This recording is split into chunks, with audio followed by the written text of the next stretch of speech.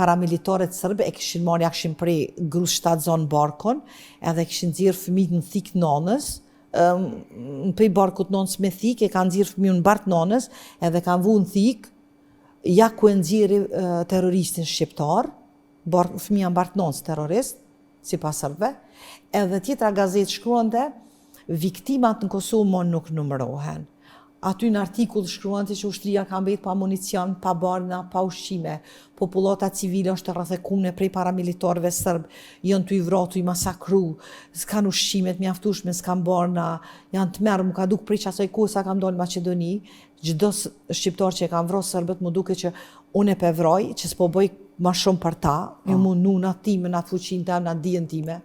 Tani kam bisedu me generalin e ushtrisë NATO-s në Tetov,